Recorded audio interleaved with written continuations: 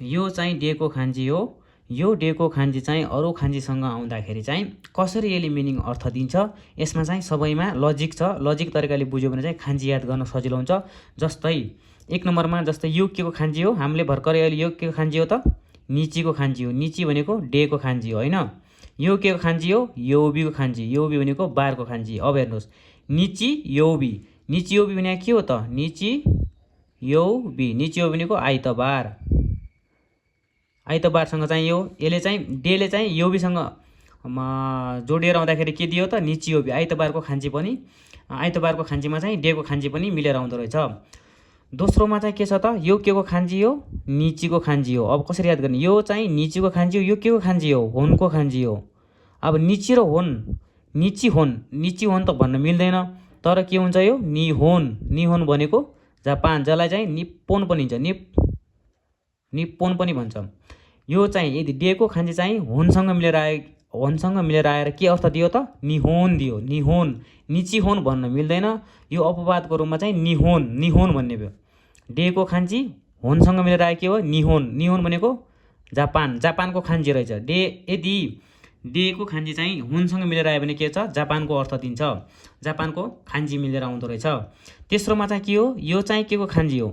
अब याद गर्ने तरिका, यो चाहिँ के को खान्जी हो, इमाको खान्जी। इमा भनेको अहिलेको खान्जी हो। यो चाहिँ इमाको खान्जी हो। यो चाहिँ के को खान्जी हो, निची। हामीले भर्खरै पढे, निची भनेको डेको खान्जी हो। अब हेर, इमा प्लस निची, इमा प्लस निची, यसरी याद गर्नुपर्छ। इमा प्लस निची भनेको के भयो त, इमा भनेको अहिलेको दिन। अहिलेको दिन भने अहिलेको दिन भनेको चाहिँ आजको दिन हो नि त हैन। आजको दिन, यसरी लजिक लगाएर पढ्ने। आजको दिनलाई हामीले के भनेर पढाएको थियौँ त, क्यौ। क्यौ भनेको आज हो नि त हैन। त्यसैले क्यौको खान्जी के रहेछ त, इमा प्लस निची मिलेर आउँदो रहेछ। क्यौको खान्जी कसरी मिलेर आउँदो रहेछ, इमा आज प्लस निची डेको खान्जी मिलेर आउँदो छ। अब चौथोमा हेर्नुहोस्। अब यो हामीले यो के को खान्जी हो त, सानको खान्जी हो। यो सान हैन। यो के को खान्जी हो त, निचीको खान्जी हो। यो त हामीले भर्खरै पढ्यौँ।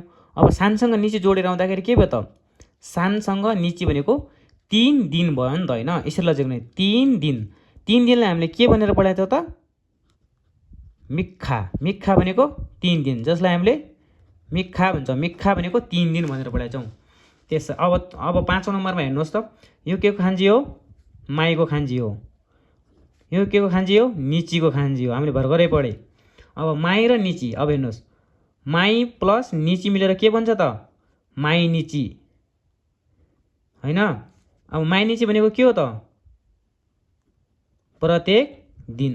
अब हेर्नुहोस्, माई निचीको खान्जी के रहेछ त, यो रहेछ, माई प्लस निची मिलेर माई निची बन्छ। माई निची भनेको प्रत्येक दिन, यसरी मिलेर आउँछ। अब हेर्नुहोस्, 6 नम्बरमा के छ त, यो के को खान्जी हो, निचीको खान्जी हो। डेको खान्जी हो नि त। यो के खान्जी हो, निक्की। यसलाई के भन्छ, निक्की भन्छ। निक्की भनेको के हो त, निक्की भनेको डायरी। हेर्नुहोस्, यसरी याद गर्ने, यो डेको खान्जी हो दिनमा। यो के को खान्जी हो, निक्कीको खान्जी। दिनमा लेख्ने कुराहरू, नोटको खान्जी हो नि त खास। यो नोट गर्ने के, दिनमा लेख्ने हामी केमा लेख्छौँ त, डायरीमा लेख्छौँ। त्यसले यो के खान्जी हो, निक्कीको खान्जी हो। निक्की भनेको डायरी। अब हेर्नुहोस्, 7 नम्बरमा चाहिँ यो के को खान्जी हो, यो के खान्जी हो, यासुमी। यासुमी भनेको बिदाको खान्जी हो नि त। यो भने यो बिदाको खान्जी हो हैन। अनि यो के खान्जी हो, दिनको खान्जी हो। अब बिदाको दिनलाई के भन्छ त, बिदाको दिनलाई के भन्छ त, बिदाको दिनलाई हामीले के भनेर, क्युजिचु। क्युजिचु भनेको होलिडे, यसरी याद गर्ने। अब बिदाको दिन भएर क्युजिचु। क्युजिचुलाई हामीले मिनिङ, हामीले भोकाबुलरी त पढ्नुपर्छ। क्युजिचु भनेको होलिडे पढायो नि त हैन।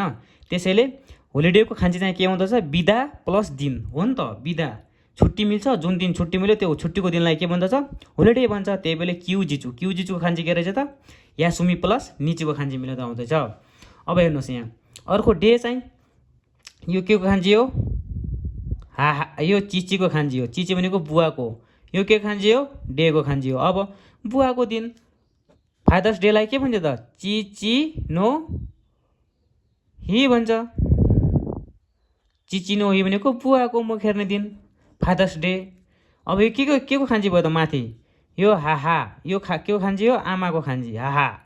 नो नो भयो होइन, यो के खान्जी हो? डेको खान्जी हो। अब आमाको मुख हेर्ने दिनलाई के भन्छ? हा हा नो हि। यसरी लजिक लगाएर पढ्यो भने चाहिँ खान्जी 5 मिनटमा याद गर्न सकिन्छ।